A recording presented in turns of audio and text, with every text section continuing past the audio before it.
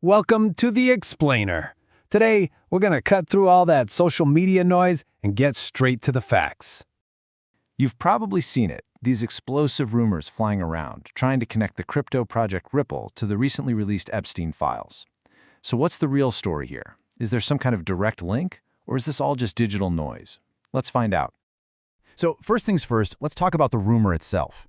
The big claim you've probably seen is that Ripple has a direct, tangible connection to Jeffrey Epstein. Now, that's a really serious allegation, so it definitely deserves a serious look. To really get to the bottom of this, we've got to understand the source material. What exactly are the Epstein files anyway? And when I say massive, I mean it. We are talking about over 3 million documents released by the Department of Justice. With a number that huge, you can see how easy it would be for a single piece of info to get pulled completely out of context. Now, this is maybe the most important thing to remember when you're looking at this stuff. These files mention tons of people from business, tech, you name it. But, and this is so crucial, just because a name pops up in one of these documents, well, that doesn't imply guilt. Not at all. Context is absolutely everything.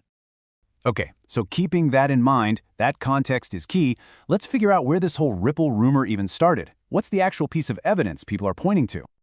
You won't believe this. After all that digging through millions of pages, this whole thing comes down to just one single email from way back in 2014. That's it, one email. And when you actually look at the email, the story gets even clearer. See, it wasn't from Epstein. It wasn't from anyone at Ripple. It was sent by a totally separate third-party investor who was just, talking about different strategies in the crypto payments world. He mentioned Ripple and its competitor Stellar, but only as part of a competitive analysis. So it's really important to be clear about what this email was not. It wasn't Epstein trying to invest. It wasn't some kind of secret partnership. There's zero evidence of anyone even talking to each other, let alone meeting. It was just a third party's market notes. All right, so that's the evidence. But what does Ripple itself have to say about all these rumors swirling around? Well, David Schwartz, who's been the chief technology officer at Ripple for ages, a really well-known guy in the crypto world, he came out and addressed this whole thing directly.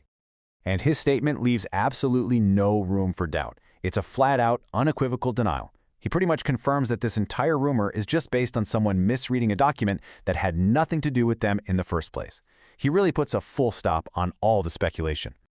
Okay, so let's pull all this together. It's time to separate the facts from the online fiction.